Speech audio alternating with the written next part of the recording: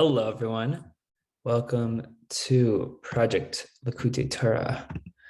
We are learning Parshat Chayei, Daf Yud Zayin, the Mimer of Yitzhak Yitzchak L'suach Basadeh, the very last Mimer of Parshat Chayei for Torah Ohr. Now, Yitzchak went out to talk in the fields before sunset. Now, to explain this, we need to explain the difference between a Mishnah and a Brisa. A Brisa is the explanation of the Mishnah, since the Mishnah is a general teaching that could be understood in different ways and could be applied in different ways. And the Brisa is a detail explaining the reasoning or application of the Mishnah. And there's a rule. The information of a general teaching comprises no more than the sum of all its details. It would seem superficially that the Brisa is lower than the Mishnah, since it comes down lower to explain specific detail. However, the truth is just the opposite. The Brisa is higher, since we know that it says the actual deed was the original intention, as we say in the Likkutei prayer on Friday night. We see that the Torah descended to deal with lowly things of our world, even dealing with people who say lies, even words of sheker, divrei sheker. For example, in the Mishnah, we say we deal with cases in courts of law where this one says I found it, another one says I found it. So someone has to be lying. It would look like this is a very great descent for the Torah to have to deal with such lowly things of dealing with people that are lying. Nonetheless, this ability to present a correct solution in a situation where people are lying, this comes from a higher level of Hashem's wisdom than just dealing with things that are naturally true and correct, since the actual deed was the original intent of Hashem. So when we deal with these lower things, that's the ultimate purpose of Dir V'Tachtonim. An analogy for this is a tube, for example, that's sealed in one end. And the analogy is as follows. You put, let's say, 3 different things into the tube. The thing you put in first is the one that's going to come out last. So too, regarding a person, the fact that he was the last of all the creations is because he is higher than all of them, and all of them were created for him, because he was thought of first. And therefore, we find aspects of the entire world in every single person to show that the entire world was created just for him, since this was the entire purpose of the creation of man. It says in Koheles, Ki zeh kol ha'adam.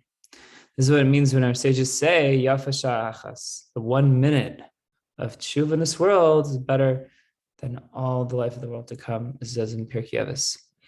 So the whole idea of this is that the world to come, tzaddikim yeshvim, as we say, it says in the Gemara and Brachas, that the righteous people, the Jewish people, they dwell and enjoy the radiance of the Shekhinah. This revelation of the radiance of the Shekhinah is only the level of acharayim, an external aspect of Hashem's revelation, as we say as it says in Chumash in Shmais, in Parshat Kitisa, that Ve'isa say Chayei, that you'll be able to perceive an external aspect of my revelation. However, the innermost aspect of my revelation will not be revealed. So this means that the enjoyment that a person has in understanding his avodah in his service of Hashem is only an external aspect of connection to Hashem. So panai, the innermost aspect of connection to Hashem, of Hashem's revelation, cannot be grasped by created beings. Why? Because it says in the Chumash, Layir ani ha'adam v'choy, that no man can see me, Hashem, can see Hashem and live. Similarly, the revelation of Hashem in Gan Eden is only like a ha'ara, a ray of light of Hashem's true revelation, because the true revelation of Hashem is completely infinite. So therefore, Yafasha Achas, 1 minute of tshuva and good deeds in this world is better than all the life in the world to come, meaning that the actual performance of the mitzvah itself, even without any enjoyment or understanding, is better than all the life in the world to come, since the actual deed was the original intention. This is also the difference between Mishnah and Brisa. The Mishnah is like a general teaching. For example, the laws of tzitzis are only mentioned as follows. The tzitzis on each of the four corners of the garments invalidate each other if one of them is missing, since the tzitzis in all four corners are all part of one mitzvah. So that's the general teaching of the mitzvah. So to the Mishnah says, with regards to a sukkah that is higher than 20 amos is not kosher, invalid. So now regarding these general statements, those are statements of the Mishnah. So with regards to the general statements of the Mishnah, it's possible to find a reason to explain them. For example, when the Mishnah mentions the obligation to put tcheles on the tzitzis, the explanation is the color of tcheles is similar to the color of the sea, which reminds us like the color of the sky, and this color of the sky reminds us of Hashem, Hashem's throne of glory. So, as it says in the Gemara and Menachos. So too regarding the case of Sukkah, there's a reason. The verse says in Vayikra that you shall dwell in Sukkot for 7 days, Laman yedu dereseichem, in order that you will know that I caused the children of Israel to dwell in Sukkot when I took them out of Egypt. And only when the schach is until 20 amos, meaning below 20 amos high, does a person know that he's in the sukkah and he notices the schach. So that's all the Mishnah. But the Brisa contains the details to explain the Mishnah in all of its details and intricacies. So for example, with regards to the cases of the sukkahs, known as Ganbach and Rabkash, in these detailed cases, there's no revealed explanation why these sukkahs are permitted to be used. We can clearly see that these laws of the Torah are higher than any logical explanation known to man. Rather, they are just the divine will and wisdom. Yeah, so just a little background. The Ganbach and Rabkash, is an acronym. These are two acronyms to remember different unique cases in which a sukkah is invalid and very unique cases where a sukkah is valid, even though logically it would seem the opposite or otherwise. So meaning to say, the point we're trying to bring across here, the Alter Rebbe is bringing across here, is that there are elements to the details of the halachas of sukkah that are beyond logic, even though that the general rule of why sukkah needs to be below 20 amos, for example, is within the realm of logic. So this is the meaning of the principle stated above, that ein bichlal alamash befrat. Now, this is one of the 13 ways of elucidation that the information of a general teaching comprises no more than the sum of all its details. This means that there's not contained in the Mishnah, which is a general teaching, more than what is contained in its details, referring to the Brisa. In fact, that the reasons for these details have not been revealed to us. The reason why they haven't been revealed to us is because they come from a higher place in Hashem's wisdom than the Mishnah, and therefore it is beyond their ability to understand them. So really, in that sense, the Brisa is actually higher than the Mishnah. Like your sages say, the reasons for the mitzvahs were never revealed by Hashem. However, in Lasit Lava, the future era, when Hashem desires to reveal them, they will be revealed. And this is what it means when Rabbi Shimon Bar Yochai states that Rabbi Shimon Bar Yochai would explain the reasoning of the verses, as it says in the Gemara and Bava Metzia. That he explained the reason for mitzvahs mentioned in the verse. The reason is not really the main reason for it. Rather, there's a higher, deeper reason for them that's beyond our understanding. Now, moving along, it comes out from this that a mitzvah where the person does not grasp any logical explanation for it is higher in a certain aspect than if he would have some understanding. Any understanding and enjoyment that person perceives in fulfilling the mitzvah is only an external aspect of Hashem's revelation that is able to become limited to a level that we can understand and enjoy.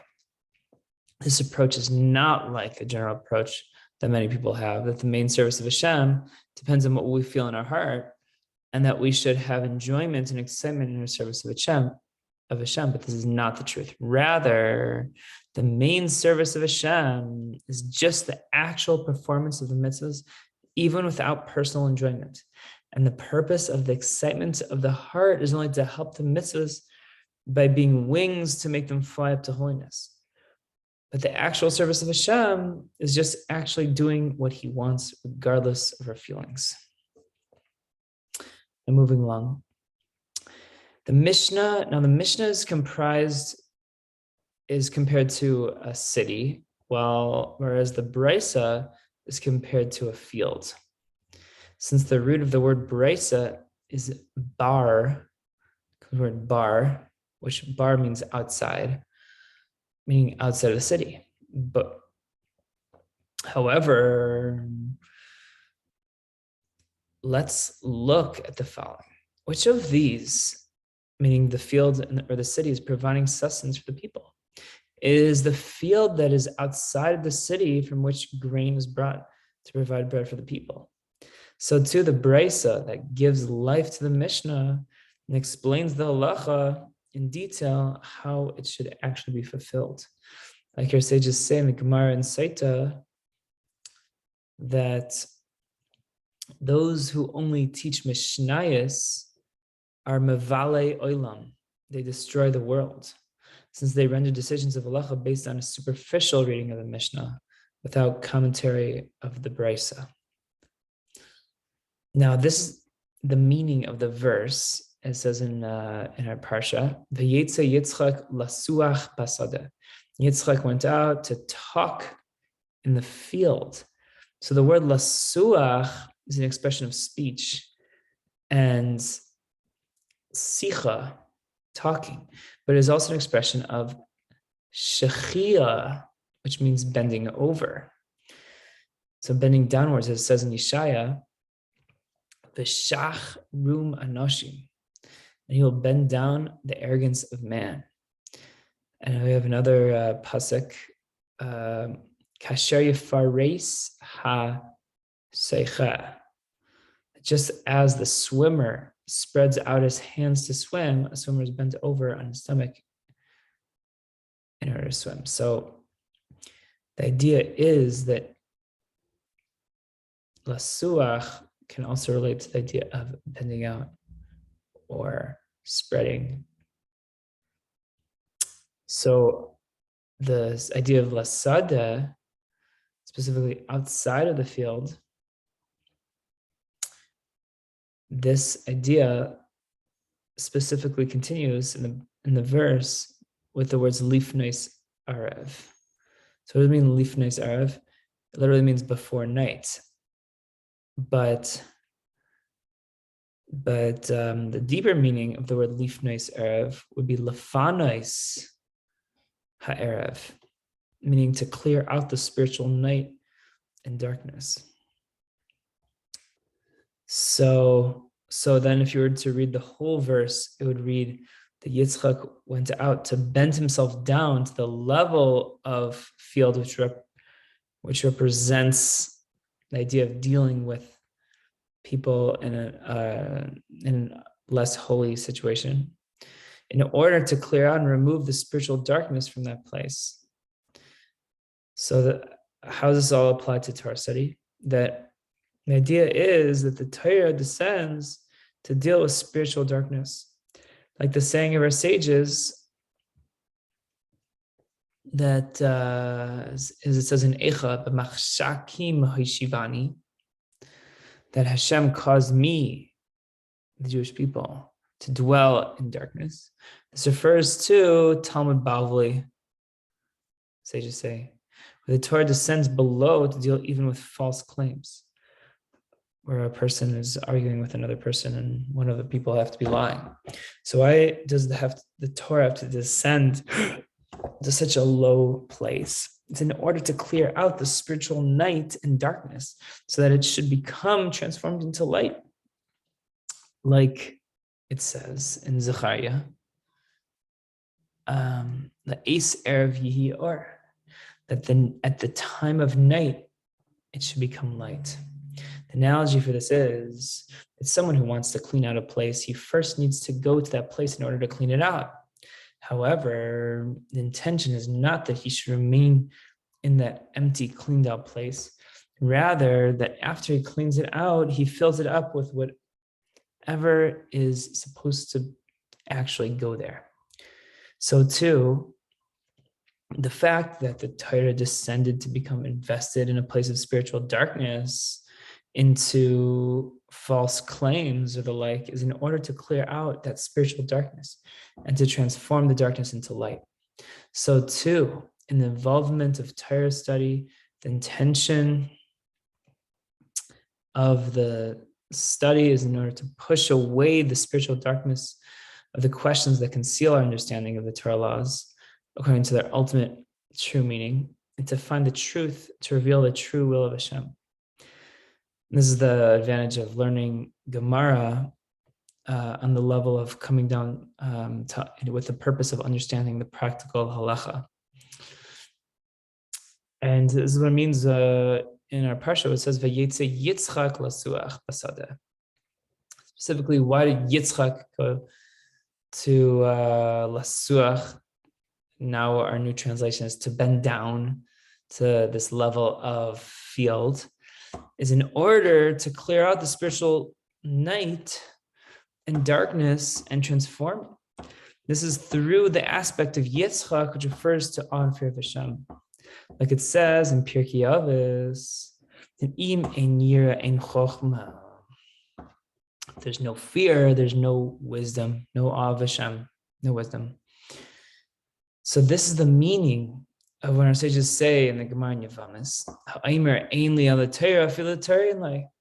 whoever says all he has is Torah knowledge without awe or fear of Hashem, then he doesn't even have Torah knowledge. And he remains in spiritual darkness despite his learning. But the truth is that it says in Tehillim, Yashas Chayshach Sisroi, that Hashem makes darkness his hiding place, meaning that even though this type of Torah study is dark, nonetheless, it is his hiding place. This is the meaning of Lifnais Arev, before night, which means literally, which we can change the vowelization of the word to say Lefanois Ha'erev, to clear out the night and darkness, so that at the time of night, there should be light. For this reason, this type of learning is referred to as libun hilchasa, clarifying the halacha, learning Gemara with intention of, or a brisa with intention of taking that spiritual darkness and transforming it and clarifying the practical halacha, which is the revelation, white revelation.